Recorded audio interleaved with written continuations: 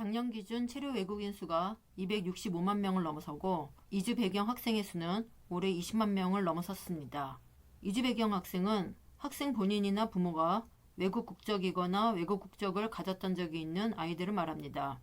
이주 배경 학생의 수는 2014년 6만 7,806명에서 2024년 19만 3,814명으로 증가했습니다. 특히 국내 출생보다 외국인 가정 자녀가 10배가량 급증했는데요. 과거에는 국제결혼으로 국내에서 태어난 아이들이 많았지만 현재는 외국인 가정 자녀의 비중이 늘고 있습니다. 이는 정부가 가족 동반 가능 취업비자를 확대하면서 나타난 현상인데요.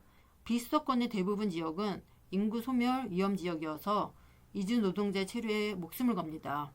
이주 노동자가 있어야 농사도 짓고 공장도 돌아가기 때문입니다.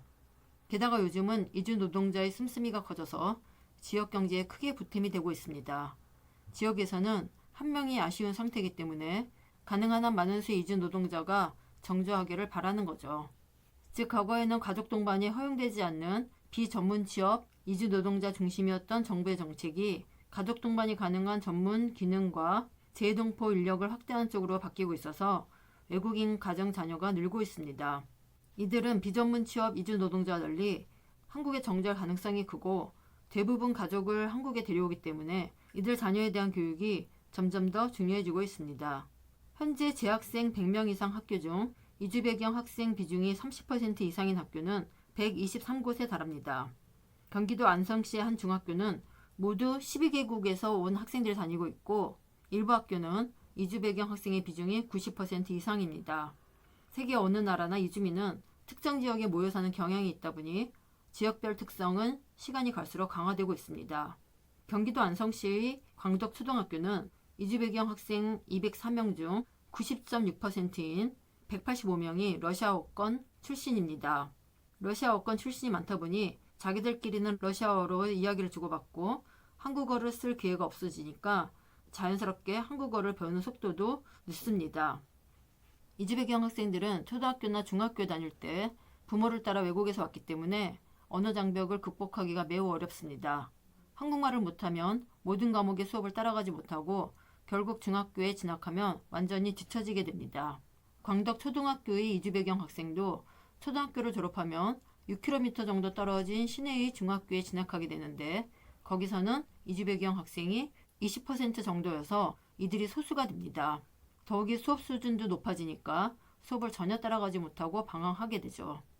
자기 나라에서는 우등생이었는데 부모 결정으로 갑작스럽게 낯선 나라에 오면서 한국말을 못한다는 이유로 학업을 따라가지 못하니까 자존감이 무너지면서 방황하게 되는 겁니다. 이처럼 언어 장벽 때문에 수업을 제대로 못 따라가는 아이들이 속출하고 학교 부정응 때문에 이주 배경 학생들의 자퇴 건수가 꾸준히 늘고 있습니다. 그런데도 이들이 국내에 정착할 수 있는 제도적 뒷받침이 미비한 실정입니다. 정책이 현실을 따라가지 못하고 있는 거죠.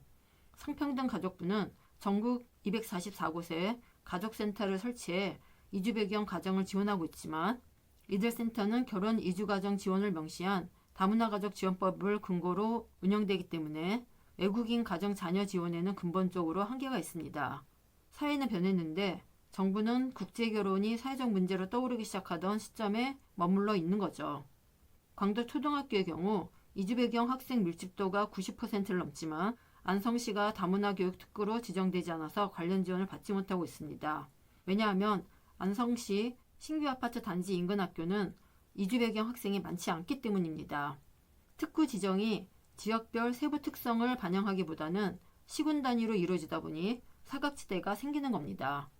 이주 배경 아이들은 초등학교 때는 다 함께 돌봄 센터라도 갈 수 있지만 중학생이 되면 거리를 떠돌아야 합니다. 아이들이 자라서 마을 사람으로 살아가야 하는데 도저히 꿈을 키울 수가 없는 환경에 놓여 있는 거죠. 더군다나 이주 배경 아이들이 사는 곳은 대부분 낙후해서 신도시로부터 떨어져 외딴 섬처럼 남아있는 곳이 많습니다. 초등학교에선 느끼지 못하던 불평등을 중학교에 진학하면 신도시의 아이들과 섞이면서 몸소 체험하게 되고 그로 인한 절망감이 아이들을 핥히면서 사회의 낙오자로 남게 되는 거죠. 그래서 전문가들은 이주 배경 학생의 교육 문제를 지역 단위로 접근할 필요가 있다고 말합니다. 이전부터 사회 경제적으로 낙후한 지역에 이주민이 유입되면서 여러 문제가 나타나고 있기 때문입니다. 즉 지역의 특성을 고려하여 이주 배경 학생의 교육 문제에 대한 해결책을 마련해야 한다는 거죠. 공단 등 공업지역 종사 이주민이 많은 경기도와 결혼 이민자가 많은 농어촌 지역은 이주 배경 학생 교육에 대한 접근법이 달라야 한다는 겁니다. 결론적으로 이주민 가정 자녀가 급속히 증가하고 그 유형과 특성도 다양해졌지만 한국 사회에 적응하기 위한 정부의 정책적 지원이 매우 미흡한 상태입니다. 가령 한국어가 서툰 아이들을 위한 조치가 필요한데도 한국어가 가능한 원어민 보조교사는 턱없이 부족한 실정입니다. 심지어 윤석열 정부에서는 올해 이주 배경 학생 지원 예산을 삭감했습니다. 당장 한국어가 가능한 원어민 보조교사를 채용하고 학교에 파견하는 식으로 급한 불을 끄려면 예산이 확대되어야 합니다. 더 나아가 학습 공백 누적으로 이주 배경 학생이 공교육에서 이탈하지 않으려면 정규 교육과정 외에 방과후 과정에서 이주 배경 학생을 위한 프로그램이 마련되어야 합니다. 지역사회에서도 다양한 프로그램이 마련되어 이주 배경 학생이 하루라도 빨리 정착할 수 있어야 합니다. 이를 위해서도 물론 예산이 필요합니다. 이주 배경 학생이 한국 사회의 구성원으로 온전히 살아갈 수 있도록 다양한 정책과 지원이 시급히 마련되어야 합니다.